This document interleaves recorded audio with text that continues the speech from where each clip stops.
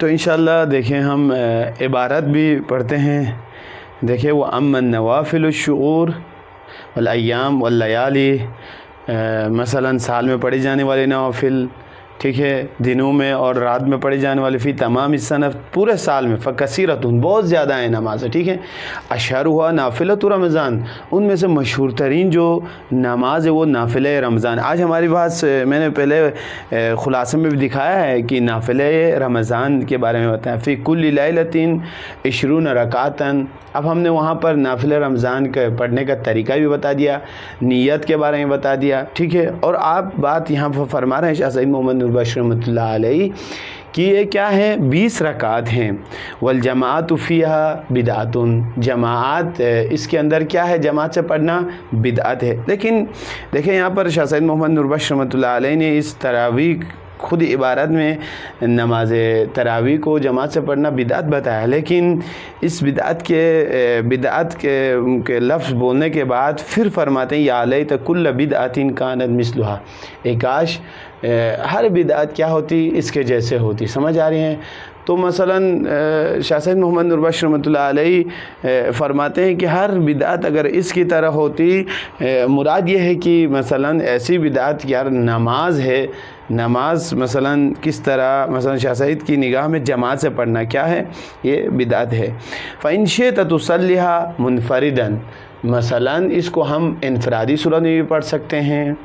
وإن شئت بالموافقۃ مع المصلین، مثلا کیا کریں، وہ میں نے اس میں خلاصے میں بتایا تھا کہ نمازیوں کے ساتھ ہم موافقت کر کے بھی ہم نماز میں مثلا یہ نماز پڑھ سکتے ہیں. وَإِن لَمْ تَنْوِ الْإِتْمَامَ لَا بَأْسَ بِهِ، مثلا وہی مراد نیت کا طریقہ میں نے بتا دیا تھا وہاں پر کہ اس نماز کی نیت کو مثلا ہم جماعت کی نیت سے بھی پڑھ سکتے ہیں اور انفرادی، اگر مصلین کے ساتھ موافقت کر کے بھی پڑھتے ہیں، اگر جماعت کی نیت بھی نہ بھی کرتے ہوں تو کوئی مسئلہ نہیں ہے. وَعَلَى كُلِّ حَالٍ فِعْلُهَا أَفْضَلُ مِن ترکھا، کیونکہ فرماتے ہیں کہ اس کو ترک کرنے سے بہتر کیا ہے، اس کو پڑھنا، اس کو انجام دینا. لأنها شعائر فی الاسلام وتعظیم بشہر رمضان، مثلا یہ کیا ہے، ایک نماز کیا ہے، یہ اسلام کی، یہ نماز نافلہ کیا ہے، اسلام کی نشانی میں سے، اور مثلا وتعظیم بشہر الصیام، مثلا ماہ مبارک رمضان کے مثلا تعظیم کے لیے، یہ ماہ مبارک رمضان کی تعظیم کے لیے بھی اس نماز کو ہم پڑھتے ہیں. وفیہا حکمت للعوام فی ہضم الطعام، فرماتے ہیں اس کی ایک دوسرے فوائد بھی یہ فرما رہے ہیں شاہ صاحب محمد نور بخش رحمۃ اللہ علیہ کی، اس نماز کو ہم پڑھیں گے، مثلا نماز تراویح کو، مثلا جب ہم افطار کھاتے ہیں، مثلا کھانے کے بعد ہمارا مثلا پیٹ خراب ہو جانا، یا مثلا پورے دن بھوکے رہ کر پھر ہمارا پیٹ خراب ہو جاتا ہے، اس لیے کھانے کے مثلا ہاضمے کے لیے بھی ایک کیا ہے، بہترین طریقہ ہے. تو یہ نافلہ رمضان کے متعلق بات ہو رہی تھی ہماری، تو مثلا یہ کیا ہو گیا، ختم ہو گیا. اب آئیں دوسرے جو ہماری بحث ہے نافلہ رمضان کے بعد کیا ہے، دیکھیں فرماتے ہیں شاہ سید محمد نور بخش رحمۃ اللہ علیہ، دیکھیں نماز جماعت کا مسئلہ ہم تمام لوگ بخوبی جانتے ہیں، علم رکھتے ہیں نماز جماعت کی فضیلت کیا ہے. شاہ سید محمد نور بخش رحمۃ اللہ علیہ کی عبارت بھی پڑھیں گے انشاءاللہ. پہلے ہم خلاصہ دیکھیں جماعت کا مسئلہ. شاہ سید محمد نور بخش رحمۃ اللہ علیہ فرماتے ہیں نماز جماعت مردوں کے لیے کیا ہے، فرض کفایہ ہے. اب دیکھیں فقہی اصطلاح ہے مثلا کفایہ، فرض کفایہ، اس کی بھی ہمیں توضیح دینی پڑے گی. تو میں نے یہاں پر بنایا ہے، فرض کی کیا ہے، 2 قسمیں ہیں، ایک فرض کفایہ ہے، ایک فرض عینی ہے. اس کو بھی میں نے وہاں پر لکھا ہے. دیکھیں فرض کفایہ کس کو کہا جاتا ہے، فرض کفایہ اس فرض کو کہا جاتا ہے کہ ایک کے انجام دینے سے دوسرے تمام لوگوں سے وہ فرض کیا ہوتی ہے، ساقط ہوتی ہے.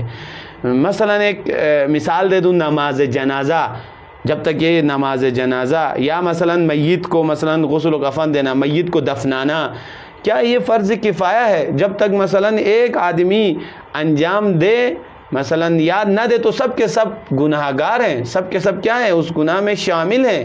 لیکن ایک کے انجام دینے سے، مثلا فلاں شخص نے اس کو غسل دے دیا، فلاں شخص نے اس کو کفن پہنا ہے، فلاں شخص نے اس کو دفنا دیا، تو باقی سے کیا ہو جاتی ہے، یہ ساقط ہو جاتی ہے. اسے فرض کفایہ کہا جاتا ہے. اور دوسری قسم فرض عینی ہے. فرض عینی کس کو کہتے ہیں؟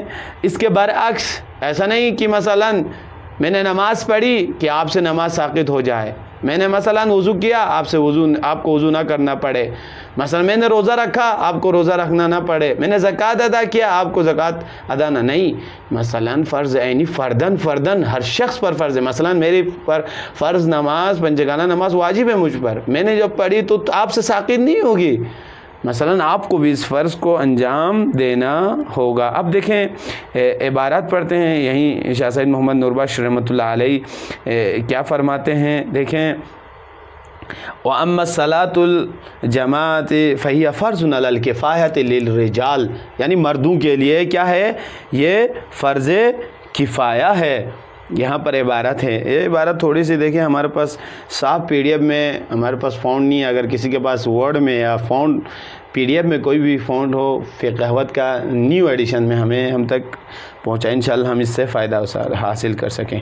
لِلرِّجَالِ مردوں کے لیے، فَفِي كُلِّ سَوَادٍ من البلدان والقرى والاحشام وارباب الخیام ان لم یکن فیہ اقامت الجماعت کلہم عصو۔ دیکھیں میں نے یہاں پر نماز جماعت کے مسئلہ بیان کرنے کے بعد اب میں نے تیسری چیز بھی بیان کی ہے، نماز جماعت کی اہمیت کو بیان کر رہے ہیں۔ دیکھیں اگر نماز جماعت اگر مثلا کسی شہر میں یا دیہات میں یا صحرا نشین جو ہیں یا خانہ بدوش، ہمارے یہاں جو گجر کہتے ہیں ہم لوگ بکروال کہتے ہیں، ایک دن یہاں ہے، گرمیوں میں وہاں ہے، سردیوں میں کسی دوسری جگہ ہے، اگر وہ یہ تمام کی تو اتنی اہمیت دی ہے کہ مثلا بکروال تک بھی یعنی خانہ بدوش لوگ بھی اگر نماز جماعت قائم نہ کرے تو سب کے سب کیا ہیں، یہ گناہ گار ہیں۔ پھر دیکھیں عبارت فرماتے ہیں شاہ سید محمد نور بخش رحمۃ اللہ علیہ،